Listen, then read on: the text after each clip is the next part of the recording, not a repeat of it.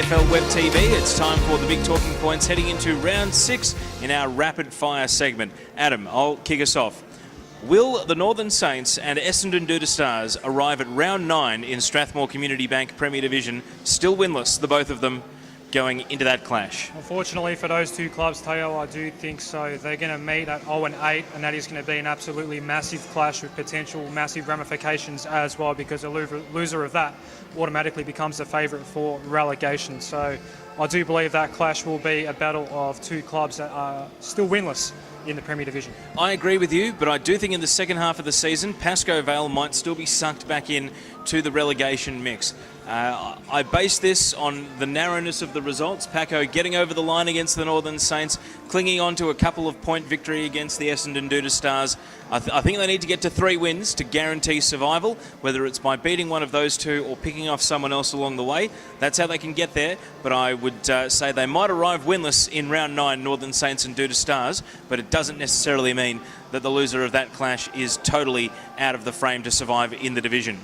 Staying in Premier, Teo, for our second question of rapid fire this week, which club currently outside the top 4 in Premier Division could sneak in by year's end? Well, it wouldn't be sneaking, I suspect, because they'd probably have to put together a pretty good winning streak to get there, but I think Airport West could very much still make the top 4. At whose expense? That's a much tougher question, because the top 4 are all in such good form, and perhaps with them all playing each other this weekend, we'll get a little bit closer to finding out who maybe has a few more vulnerabilities than the others. But I think Airport West have recruited well. We've seen how close they got to beating Avondale Heights, so I'm going to say that I'm keeping the faith with them. As impressive as Maribyrnong Park was at the weekend in overtaking Airport West on the ladder, it's still the Eagles for me.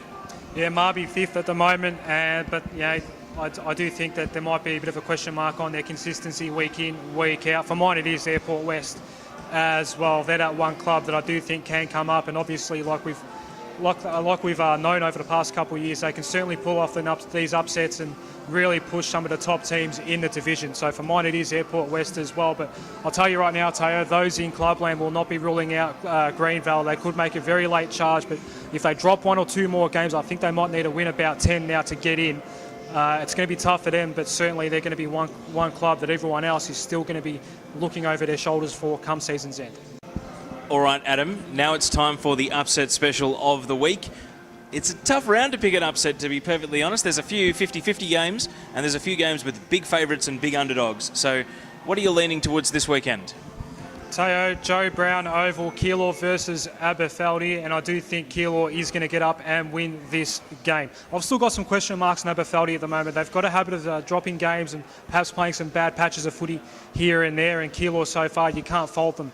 The one knock on Keilor, of course, has been who have they beaten so far this season? Probably a fair enough assessment of how they've gone to date. So they've got a massive point to prove. They're back at home, only their 3rd game back at Joe Brown Oval after spending the entire summer away from there. They love playing at home, Keilor. It's going to be a massive game. Point to prove. I think Keilor goes 6-0. All right, well, I haven't picked them to win, but in Essendon for Division 1, I think maybe it's time for Hadfield. It was a disappointing loss for them last week. They don't want to get dragged back into the relegation picture too early, especially if Oak Park gets over Glenroy. Then they might find themselves looking at that head-to-head situation with Craigieburn later in the season, the second meeting around, and putting a big target on that game. So I think that there's a lot on the line against West Meadows. I have tipped Westy to win, but of course Basman Abdul Wahed coming up against one of his former clubs, the West Meadows man, now playing against Hadfield. And there is a bit of a history of a rivalry between these two clubs. Way back in 2010, my first season commentating the league, they played a crucial 8-point game at the end of the B-grade season trying to get into the finals. So a few long memories perhaps down at West Meadows and Hadfield between these two, and that's my just slight leaning for a possible upset this week, but I'm hoping there is one out there somewhere, because it'll certainly catch the rest of the league by surprise.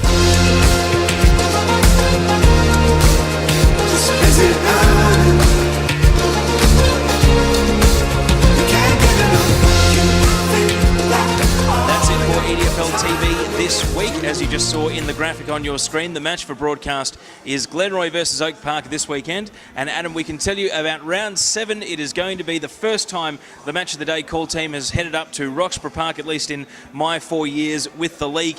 It is going to be Roxburgh Park versus East Keilor. We absolutely expect both teams to arrive undefeated for that clash, and it is going to be an absolutely huge match up at Lakeside Drive, so much so that I'm looking forward to it already. You can't wait for that one, Teo, and I know Division 2 is a very young division, but it's fair to say that this perhaps could be the biggest game in its entire history, of Division 2. This is a genuine blockbuster. Not sure if we've ever seen a genuine blockbuster in this division, Teo. Two clubs very evenly matched. I suppose we'll find out just how close they really are. That's going to be absolutely massive. But this week's game as well, can't wait to see how Oak Park stacks up against Glenroy. Coming off a win, have they been softened up by their win against Hillside? We'll find out, and Oak Park certainly now desperate for a win because it's been 18 months since they've got the W. Appearing up on your screen right now is Trent Lee, and as you can see in his hand, he is holding the Player of the Match award for our broadcast game at the weekend. So the Maribyrnong Park Star gets $40 to spend right at EDFL Web TV sponsor, the Sporting Globe, 690 Mount Alexander Road in Moonee Ponds. Don't forget to check out all the social media networks, not just the YouTube channel, but the Facebook, the Twitter and the Instagram, and also essendondfl.com.au, the official website of the league. I'm Teo Pellizzeri. Adam, thanks for joining me for another week. Been a great one, Teo. We have had to do it twice, but practice makes perfect, I suppose. Let's hope so. Thank you very much for your company as well. Enjoy your weekend of footy, and we'll see you right back here at the Sporting Globe next week for EDFL Web TV.